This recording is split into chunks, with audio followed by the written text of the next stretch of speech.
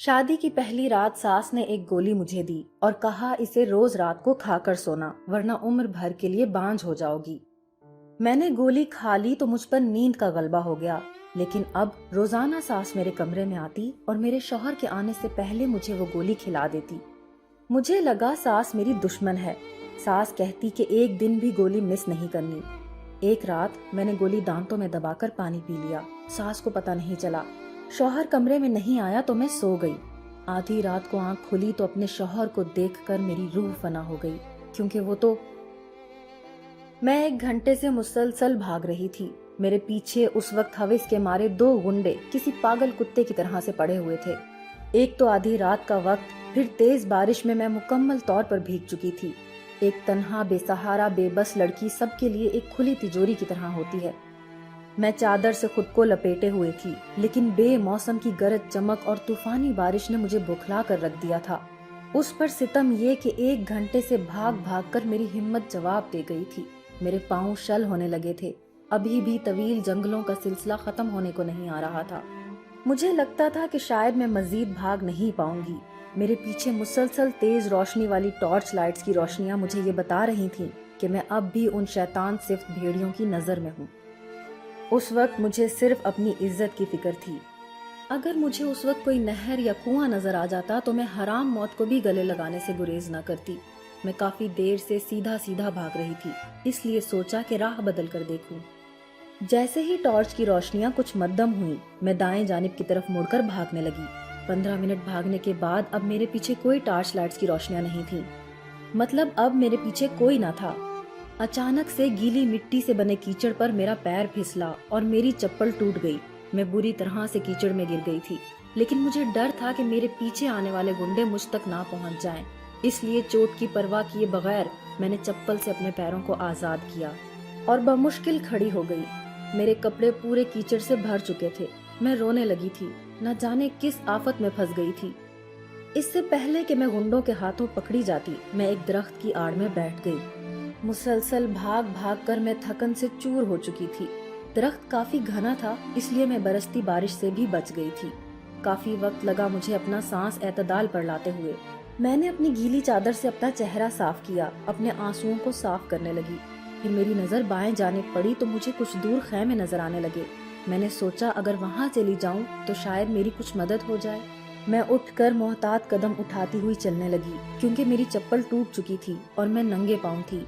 जब मैं उन खैमों पर पहुंची तो वो खैमे एक ऊंची सी जगह पर लगाए गए थे, ताकि बारिश की वजह से पानी ढलान की तरफ चला जाए और खैमे में रहने वाले बारिश से महफूज रह सके। 3 खैमे एक साथ लगाए गए थे। यकीनन इन खैमों में लड़के ही होते। इस जंगल में कोई भी अपनी फैमिली को लेकर नहीं आ सकता था। मैंने खैमों के अंदर झांकने की कोशिश भी नहीं की थी। इन खैमों के बराबर में ही एक काले रंग की गाड़ी खड़ी थी। मैं उस गाड़ी की तरफ बढ़ने लगी और उसकी डिग्गी खोलने लगी। इत्तेफाक था कि डिग्गी लॉक नहीं थी। मैं डिग्गी के अंदर बैठ गई, डिग्गी को बंद कर दिया। मैं वहां छुपकर बैठ गई थी। मेरी आंखों के सामने मेरा माजी घूमने लगा। मेरी माँ का बचपन में ही इंतकाल हो गया था। अब्बा ने दूसरी शादी कर ली। सौतेली माँ की अपनी 3 बेटियां थीं जो वो साथ लाई थी, इसलिए मुझ पर उसकी तवज्जो कम थी।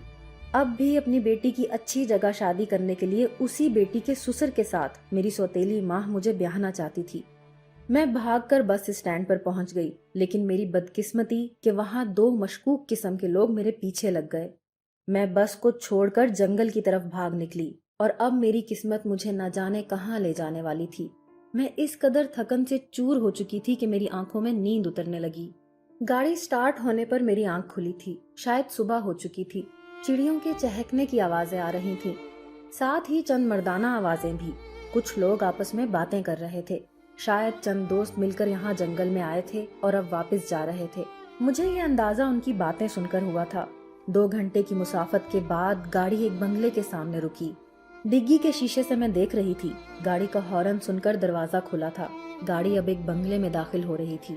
उसके बाद चंद लड़के अपने सामान के लिए डिग्गी खोलने का कह रहे थे। ये सुनकर मेरे दिल की धड़कनें बढ़ने लगी थी। मेरा राज फाश होने वाला था। न जाने वो लोग मेरे साथ क्या सलूक करते। घबराहट के मारे मेरी जान निकल रही थी कि न जाने मुझे अपनी गाड़ी में देखकर वो लोग मुझे कहीं चोर समझकर पुलिस के हवाले न कर दें। जैसे ही उन्होंने डिग्गी खोली, मुझे देखकर वो लोग डर के पीछे हटे थे। وہ 4 نوجوان تھے جو پہلے تو مجھے دیکھ کر گھبرا گئے تھے، شاید اچانک سے ڈگی میں ایک لڑکی کو دیکھ کر وہ ڈر گئے تھے۔ اس کے بعد وہ مجھے غور سے دیکھنے لگے۔ ان میں سے ایک نے مجھے گاڑی سے نیچے اترنے کا بڑے سخت لہجے میں کہا۔ میں بدحواس سی گاڑی سے نیچے اتر گئی۔ میرے کپڑے اور بازو پر اب بھی کیچڑ لگا ہوا تھا۔ اس نوجوان نے مجھے سر سے پیروں تک دیکھا اور پھر میرے ننگے کیچڑ بھرے پاؤں کو دیکھ کر ناگوار سی شکل بنائی۔ پھر غصے سے گھور کر وہ کہنے لگا، کون ہو تم اور میری گاڑی میں کیسے بیٹھی؟ میں اس کے سخت لہجے پر رونے لگی۔ میں پہلے ہی ڈری ہوئی اور خوفزدہ سی تھی۔ روتے ہوئے میں نے ساری بات اسے بتا دی، لیکن وہ کہنے لگا ایسے جھوٹ اس نے بہت سن رکھے ہیں۔ وہ اپنے چوکیدار سے کہنے لگا کہ اس لڑکی کو گھر سے باہر نکال دو۔ اس کا لہجہ غصے سے اتنا بلند تھا کہ اندر سے ایک بزرگ خاتون باہر آ گئیں۔ مجھے دیکھ کر اس نوجوان سے میرے بارے میں پوچھنے لگی جو مجھ پر چلا رہا تھا۔ وہ کہنے لگا، ہوگی کوئی چور، ابھی پولیس کو بلاتا ہوں۔ پولیس کا سن کر تو میرے ہوش ہی اڑ گئے تھے۔ میں اس خاتون کی منت کرنے لگی۔ میں نے انہیں بھی اپنے بارے میں سب سچ ہی بتایا تھا۔ میں نے کہا مجھے اپنے گھر ملازمہ رکھ لیں، لیکن مجھے پولیس کے حوالے نہ کریں۔ وہ خاتون رحم دل تھی، مجھے اپنے ساتھ اپنے گھر لے گئیں۔ وہ لڑکا ان کا بیٹا تھا۔ پہلے تو وہ مجھے اپنے کمرے میں لے گئیں، ایک جوڑا مجھے دیا اور کہا کہ نہا کر کپڑے تبدیل کر لو۔ جب میں نہا کر نکلی تو وہ مجھے باہر لے گئیں۔ مجھے ٹیبل پر بیٹھنے کا اشارہ کیا۔ کھانا ٹیبل پر لگ چکا تھا۔ کھانا دیکھ کر میری بھوک چمک اٹھی تھی۔ میں کھانا کھا رہی تھی، ان کا بیٹا اوپر کے زینے سے نیچے اتر رہا تھا، شاید وہ بھی نہا کر آیا تھا۔ عام سا ٹراؤزر اور شرٹ پہنے وہ میرے سامنے والی کرسی پر بیٹھ گیا اور مجھے گھور کر دیکھنے لگا۔ میرا تو نوالا ہی حلق میں پھنسنے لگا تھا۔ وہ اپنی والدہ سے کہنے لگا، اسے کھلا پلا کر چلتا پھرتا کریں، ایسی لڑکیاں ہوتی ہیں جو بعد میں گھر صاف کر کے چلی جاتی ہیں۔ یہ سن کر میری بھوک ہی مر چکی تھی۔ میں یہ سوچنے لگی کہ اگر انہوں نے مجھے گھر سے نکال دیا تو جاؤں گی کہاں؟ وہ خاتون کہنے لگی، حسن تم چپ رہو، میں جانوں اور یہ لڑکی۔ میں نے اس حسن نامی شخص کے سامنے بمشکل ایک ہی روٹی کھائی تھی۔ وہ کھانا کھا کر گاڑی کی چابی لیے باہر چلا گیا تو ہی میں نے سکون کا سانس لیا۔ انہوں نے مجھ سے کہا، تم تو بہت پیاری سی بچی ہو، تم نوکر کے بجائے میری بیٹی بن کر رہ سکتی ہو۔ مجھے یہ سن کر اپنے کانوں پر یقین کرنا مشکل تھا۔ کیا کوئی عورت اتنی رحم دل بھی ہو سکتی ہے؟ بات یہیں تک محدود نہیں تھی۔ اگلے دن انہوں نے مجھے بہت خوبصورت سے کپڑے لا کر دے دیے۔ میں ان کے احسان کا بس شکریہ ہی ادا کر سکتی تھی۔ میں نے دوسرے ہی دن کچن کا کام سنبھال لیا تاکہ انہیں یہ نہ لگے کہ مفت کی روٹیاں توڑنے آ گئی ہوں۔ لیکن وہ جب بھی مجھے کچن میں دیکھتی تو کہتی، تمہیں کام کرنے کی کوئی ضرورت نہیں ہے، تم اس گھر کی بیٹی ہو۔ لیکن پھر بھی میں ملازموں کے ساتھ کھانا بنا لیتی تھی۔ وہ جب بھی میرے ہاتھ کا بنا کھانا کھاتی خوش ہو جاتی، میری بہت تعریفیں کرتی۔ بس ان کا بیٹا مجھے گھورتا رہتا تھا۔ مجھے ویسے ہی اس سے خوف سا محسوس ہوتا تھا۔ ایک بار میں کچن میں کھانا بنا رہی تھی کہ وہ کچن میں آ گیا۔ اتفاق تھا کہ میں اس وقت کچن میں اکیلی تھی۔ مجھ سے کہنے لگا، میں تمہیں دیکھ رہا ہوں، میری ماں کی نرمی کا غلط فائدہ مت اٹھانا۔ مجھے تو اب تم پر شک ہے کہ تم چوری کے ارادے سے آئی ہو۔ میں اس کے سامنے قسمیں کھا کر اپنی بات کا یقین دلانے لگی کہ میں چور نہیں ہوں۔ کہنے لگا، اگر تم شرافت سے رہو گی تو ہی یہاں رہ سکتی ہو، ورنہ پولیس والا میرا دوست ہے، میری ایک فون کال پر تمہیں یہاں سے لے جائے گا۔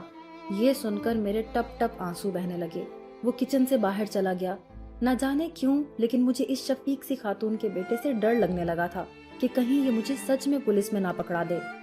ابھی میرا یہ خوف دور نہیں ہوا تھا، اس خاتون نے ایک اور دھماکہ میرے سر پر کر دیا کہ وہ چاہتی ہیں کہ میں ان کے بیٹے سے شادی کر لوں۔ یہ سن کر تو میری جان ہی لبوں پر آئی تھی۔ میں بھلا کیوں اس شخص سے شادی کر لیتی جو مجھے ہر وقت گھورتا رہتا تھا، مجھے چور سمجھتا تھا۔ میں نے پہلے تو منع کر دیا، لیکن وہ خاتون کہنے لگی کہ وہ مجھے بنا کسی رشتے کے اپنے گھر میں نہیں رکھ سکتی اور انہیں مجھ جیسی لڑکی ہی اپنی بہو کے لیے چاہیے تھی جو معصوم بھی ہو اور گھرداری بھی جانتی ہو۔ میں نے کہا، آپ کا بیٹا کبھی نہیں مانے گا، اسے میں چور لگتی ہوں۔ میری بات پر وہ ہنسنے لگی، کہنے لگی، حسن کی مذاق کی عادت ہے، وہ تم سے شادی پر راضی ہے۔ یہ سن کر مجھے پہلے تو یقین نہیں آیا، پھر مجھے اپنی قسمت پر رشک ہونے لگا۔ کیا ایسا بھی کبھی ہوتا ہے کہ ایک غریب لڑکی کو کوئی اپنی بہو بنا لے؟ مجھے ایک سہارے کی ضرورت تو بہت تھی، اور یہ بات بھی سچ تھی کہ میں بہت خوبصورت تھی، کیونکہ جب بھی میری سوتیلی بہنوں کے رشتے آتے وہ مجھے پسند کرنے لگتے، اس لیے میری سوتیلی ماں اور بہنیں مجھ سے حسد کرنے لگی تھیں، مجھے ایک بڈھے کے ساتھ بیاہنا چاہتی تھیں۔ میں نے کچھ پیش رفت کے بعد اپنی رضامندی دے دی۔ اب اگر میری قسمت مجھ پر مہربان ہو رہی تھی تو میں کیوں انکار کرتی؟ چند دن بعد ہی میری ساس نے اپنے چند قریبی رشتہ داروں کے سامنے میرا اپنے بیٹے سے نکاح کروا دیا۔ میں دلہن بنی بیٹھی تھی۔ میرا دل اب بھی اپنی خوش قسمتی پر بے یقین سا تھا، کچھ حسن سے خوفزدہ بھی تھی۔ اب تک میں نے اسے سخت مزاج کا ہی پایا تھا۔ حسن دیکھنے میں بہت خوبصورت سمارٹ تھے، ایسے کہ جس کی تمنا ہر لڑکی کرے۔ مجھے یقین نہیں آ رہا تھا کہ میں ایک ادنا سی لڑکی بھی اتنے بڑے گھر کی بہو بن سکتی ہوں۔ کہاں میری سوتیلی ماں نے مجھے کمرے کے ایک کونے میں چٹائی بچھا کر دے رکھی تھی، اور کہاں میں اتنے بڑے کمرے کے جہازی بیڈ پر بیٹھی تھی۔ میرا عروسی لباس ہی 1,00,000 سے اوپر کا تھا۔ کمرے میں گلابوں کے پھول سجے ہوئے تھے، اس سے کہیں زیادہ پھول تو میرے دل میں کھلے ہوئے تھے۔ جیسے ہی کمرے کا دروازہ کھلا، میں سنبھل کر بیٹھ گئی تھی۔ میرے دل کی دھڑکنیں بڑھنے لگی تھیں، میرے چہرے پر مسکراہٹ خود بخود سج گئی تھی۔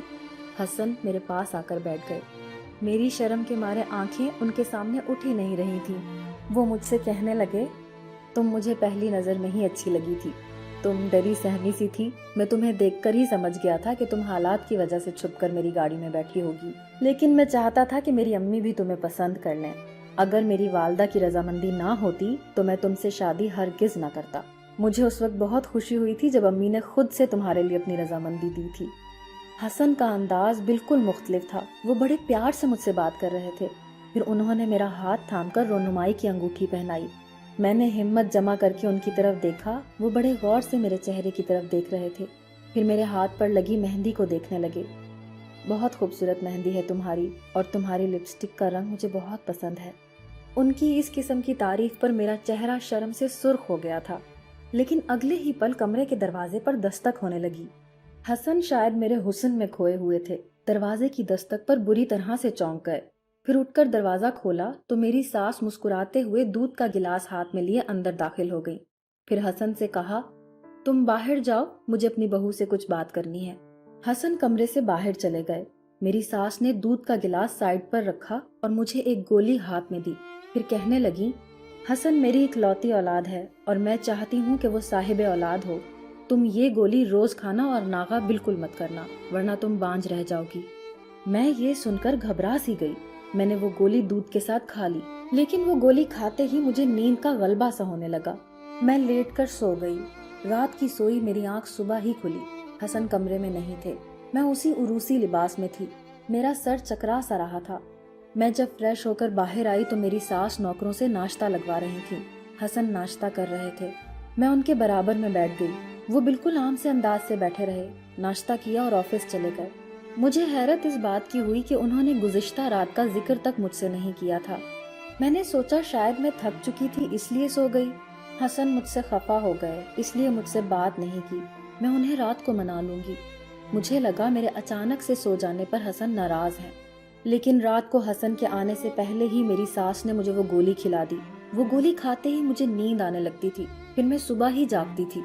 اکثر ایسا ہوتا کہ حسن میرے اٹھنے سے پہلے ہی آفس چلے جاتے، اور رات کو ان کے آنے سے پہلے میری ساس مجھے وہ گولی کھلا دیتی۔ مجھے تو اب اپنی ساس پر غصہ آنے لگا تھا۔ یہ کون سا اولاد ہونے کا علاج تھا جس میں ہم میاں بیوی آپس میں بات چیت تک نہیں کر سکتے تھے۔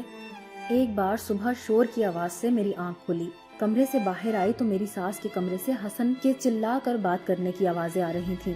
وہ اپنی والدہ سے کہہ رہے تھے، آپ کیوں میری بیوی کو رات کو سلا دیتی ہیں؟ جب سے میری شادی ہوئی ہے میری اس سے ٹھیک سے بات تک نہیں ہوئی، حالانکہ آپ جانتی ہیں کہ وہ لڑکی مجھے دل و جان سے عزیز ہے۔ آپ کیوں میرا صبر آزما رہی ہیں؟ جو بات حسن اپنی والدہ سے پوچھ رہے تھے، یہ بات تو میرے دل میں بھی تھی کہ آخر وہ ایسا کیوں کر رہی ہیں جب میں انہیں پسند بھی ہوں اور ہماری شادی ان کی رضامندی سے ہوئی ہے۔ حسن بھی مجھے چاہتے ہیں اور میں بھی، تو پھر وہ کیوں مجھے نیند کی گولی کھلا دیتی ہیں، اور وہ بھی زبردستی اپنے سامنے؟ کیوں ہمیں بات چیت تک نہیں کرنے دیتی؟ میری ساس نے حسن سے کہا کہ وجہ تم جانتے ہو، اس لیے مجھ سے بحث مت کرو۔ میری ساس کا لہجہ بھی سخت تھا۔ امی، یہ کوئی وجہ نہیں ہے، آپ کب تک یہ بات اس سے چھپا سکتی ہیں؟ آخر ایک نہ ایک دن تو اسے پتہ چل ہی جائے گا۔ حسن، میرے ساتھ بحث مت کرو اور جاؤ یہاں سے۔ مجھے سمجھ نہیں آ رہا تھا کہ آخر مجھ سے ایسا بھی کیا چھپایا جا رہا ہے۔ میں واپس اپنے کمرے میں آ گئی کہ کہیں حسن مجھے کمرے سے باہر نہ دیکھ لیں۔ میری ساس کا رویہ مجھ سے بڑا محبت اور پیار والا تھا، لیکن ایسی کیا بات تھی کہ وہ نہیں چاہتی تھی کہ میں حسن کے ساتھ وقت گزاروں؟ لیکن میں بھی اب سوچ چکی تھی کہ اس بار میں وہ گولی نہیں کھاؤں گی۔ رات کو جب میری ساس نے مجھے گولی دی تو میں نے منہ میں ڈال کر دانتوں کے نیچے دبا لی اور پانی پی لیا۔ میری ساس کے باہر جاتے ہی میں نے وہ گولی پھینک دی۔ اب مجھے حسن کا انتظار تھا۔ وہ رات کو دیر سے کمرے میں آئے، لیکن جیسے ہی وہ میرے پاس لیٹے میرے ہوش ہی اڑ گئے۔ میرے دل اور دماغ میں تو جیسے دھماکے سے ہونے لگے تھے۔ میں نے فوراً سے کروٹ بدل لی۔ مجھ میں اس سے زیادہ کتاب نہ تھی۔ میرا سر چکرا سا گیا تھا۔ مجھے میرے سارے سوالوں کا جواب مل گیا تھا۔ میرا جی چاہا اپنی بے ہوشی کا ناٹک ختم کروں اور کمرے سے باہر نکل جاؤں، کہیں بھاگ جاؤں۔ نہ جانے کیسے میں اپنے آنسوؤں پر ضبط باندھے ہوئے تھی۔ پوری رات میں خاموشی سے بنا آواز کے روتی رہی۔ صبح حسن کمرے سے جا چکے تھے۔ میں اٹھ کر بیٹھ گئی۔ مجھے اپنی ساس کے معصوم چہرے کے پیچھے چھپا مکروا چہرہ نظر آ گیا تھا۔ میں بھی کتنی بے وقوف تھی، یہ سمجھ رہی تھی کہ میں خوش نصیب ہوں جو مجھے اتنا بڑا گھر مل گیا، محبت کرنے والی ساس مل گئی، شوہر اتنا ہینڈسم مل گیا۔ لیکن اب پتہ چلا تھا مجھے تو استعمال کیا جا رہا تھا۔ میں اپنی سوجی ہوئی آنکھوں سے نیچے اتر گئی۔ میری ساس ناشتہ ٹیبل پر لگا رہی تھی۔ حسن جا چکے تھے۔ میری ساس مجھے ناشتے کے لیے کہنے لگی۔ میں نے کہا، مجھے کچھ نہیں کھانا، میں واپس جانا چاہتی ہوں، مجھے آپ کے گھر نہیں رہنا ہے۔ میری بات سن کر وہ حیران رہ گئی، کہنے لگی، ایسی بھی کیا بات ہو گئی؟ میں نے کہا، آپ نے میرے ساتھ اتنا بڑا ظلم کیوں کیا؟ مجھ سے اتنی بڑی بات کیوں چھپائی؟ میں جان چکی ہوں کہ آپ مجھے وہ گولی کیوں کھلاتی تھی۔ میری بات سن کر ان کا رنگ فک سا ہو گیا۔ یہ کہہ کر میں اپنے کمرے میں آ گئی۔ میری بے بسی یہ تھی کہ میں بے سہارا تھی، میرا کوئی اپنا نہیں تھا، اس لیے ان امیر لوگوں نے مجھے دھوکہ دیا۔ یہ جانتے تھے کہ میرے پاس واپس کہیں بھی جانے کا راستہ نہیں ہے۔ اس گھر سے باہر نکلنے کا مطلب تھا کہ میں پھر سے بے آسرا ہو جاتی۔ میں اپنی قسمت پر پھوٹ پھوٹ کر رونے لگی تھی۔ میری ساس میرے کمرے میں آ گئی، مجھ سے کہنے لگی، مجھے معاف کر دو۔ میں نے کہا، آپ کا جرم آپ کو معافی کے قابل لگتا ہے؟ آپ کیسے میرے ساتھ یہ سب کچھ کر سکتی ہیں؟ میری جگہ آپ کی سگی بیٹی ہوتی تو کیا آپ حسن جیسے لڑکے سے اس کی شادی کر دیتی؟ میں ایک غریب بے سہارا لڑکی ہوں، اس لیے آپ نے میری زندگی تباہ کر کے رکھ دی۔ میں آپ کو کبھی بھی معاف نہیں کروں گی۔ میں روتے ہوئے کہنے لگی۔ وہ کہنے لگی، ایک بار میری بات سن لو۔ میں نے کہا، اب سننے کو بچا ہی کیا ہے؟ میں کیسے ایک خواجہ سرا کے ساتھ ساری زندگی گزار سکتی ہوں؟ رات کو حسن اپنی اصل حالت میں میرے سامنے آئے تھے، ایک زنانہ لباس پہنے، چہرے پر میک اپ کیے، میرے ساتھ آ کر لیٹ گئے تھے۔ ان کے انداز بالکل زنانہ سے تھے۔ میں تو اپنی قسمت کو رو رہی تھی۔ وہ کہنے لگی، حسن ایک لڑکا ہی ہے، خواجہ سرا نہیں ہے، بس اس کے ساتھ کچھ نفسیاتی مسئلہ ہے۔ شروع ہی سے اسے لڑکیاں پسند تھیں۔ اس کے شوق شروع سے کچھ لڑکیوں جیسے تھے۔ وہ جب بھی مجھے تیار دیکھتا تو میرا میک اپ استعمال کر کے خود بھی تیار ہو جاتا تھا، میری چوڑیاں بھی پہن لیتا تھا۔ حسن میرا اکلوتا بیٹا تھا، میں نے اس لیے اسے ایسا کرنے سے کبھی روکا ہی نہیں۔ مجھے لگا جیسے جیسے وہ بڑا ہوتا جائے گا خود ہی یہ چیزیں چھوڑ دے گا، لیکن مجھے نہیں معلوم تھا کہ اس نے اپنے کمرے کی دراز میں لیڈیز میک اپ لا کر رکھا ہے اور وہ روز رات کو ایک زنانہ حلیہ اختیار کر لیتا ہے۔ اس نے اس بات کو اپنے حواسوں پر سوار کر لیا ہے کہ وہ دن کو لڑکا ہے اور رات کو لڑکی ہے۔ میں اس کا علاج بھی کروا رہی ہوں، وہ بہت جلد ٹھیک ہو جائے گا۔ اس لیے میں چاہتی تھی کہ جب تک وہ مکمل ٹھیک نہ ہو جائے تمہیں گولی دے کر سلا دیا کروں۔ تمہاری شادی بھی میں نے حسن سے اس لیے جلدی کر دی تھی کہ کہیں تم اسے رات کو اس حلیے میں نہ دیکھ لو، ورنہ تو تم انکار کر دیتی۔ پھر وہ میری منت کرنے لگی کہ میں وہاں سے نہ جاؤں۔ میں نے ان کی بات مان لی اور وہ گولی کھانی چھوڑ دی۔ رات کو میں حسن سے اسی حلیے میں باتیں کرنے لگی۔ ایک بار جب وہ واش روم سے باہر ایک زنانہ حلیے میں آئے تو مجھے دیکھ کر حیران سے رہ گئے۔ میں نے ان کا سفید کرتا شلوار پہن رکھا تھا، میرا چہرہ میک اپ سے عاری تھا، میں نے بالکل مردانہ وضع اختیار کر لی تھی۔ اس بار حسن کے چہرے پر تیوری چڑھی تھی۔ وہ اپنے ہاتھوں کو زنانہ انداز سے نہیں چلا رہے تھے جیسا کہ کچھ دن سے چلاتے تھے، بلکہ غصے سے میرے پاس آ کر کہنے لگے، یہ تم کس حلیے میں ہو؟ جاؤ جا کر اپنا لباس پہنو اور ویسے تیار ہو جیسے روز ہوتی ہو، مجھے تم ویسے ہی اچھی لگتی ہو۔ لڑکیوں کا سجنا سنورنا دل کو بہت چھوتا ہے، یہ دیکھو۔ وہ اپنے ہونٹوں کی طرف اشارہ کرتے ہوئے بولے، مجھے یہ لپسٹک بہت پسند ہے، تم بھی ایسی لگاؤ جیسی تم نے دلہن بنے ہوئے لگائی تھی۔ اگر امی مجھے باہر نہ بھیج دیتی تو میں بھی تمہیں وہی لپسٹک لگا کر دکھاتا کہ وہ مجھ پر کتنی اچھی لگتی ہے۔ اب جاؤ بدلو اپنا حلیہ۔ وہ ذرا سخت سے لہجے میں بولے۔ میں نے انکار کر دیا۔ وہ غصے سے بپھر کر بولے، مجھے تم اس حلیے میں بری لگ رہی ہو، جاؤ جا کر وہ بنو جو تمہیں اللہ نے بنایا ہے۔ میں نے حسن کی بات انہی پر الٹا دی۔ مجھے بھی آپ ایسے اچھے نہیں لگتے حسن، آپ بھی میرے سامنے ویسے ہی رہا کریں جیسا آپ کو اللہ نے بنایا ہے۔ میرا شوہر مجھے میرے جیسا لباس پہنے، میرا میک اپ کیے اور میرے انداز اپنائے نظر آئے گا تو وہ مجھے کیسے اچھا لگ سکتا ہے؟ جب تک آپ اپنے اصل پر واپس نہیں آئیں گے مجھے بھی اسی حلیے میں دیکھیں گے۔ یہ کہہ کر میں حسن کے اسی کرتے میں بیڈ پر جا کر لیٹ گئی اور اگلی رات میرا شوہر میرے سامنے اپنے اصل کے ساتھ کھڑا تھا۔ جو کام ایک نفسیاتی ڈاکٹر کئی سالوں سے نہ کر سکا وہ میں نے ایک رات میں کر دیا تھا۔ قصور میری ساس کا تھا کہ انہوں نے اپنے بیٹے کو اس کی منمانی پر چھوڑ دیا تھا، جس کی وجہ سے وہ اپنا اصل کھو بیٹھے تھے۔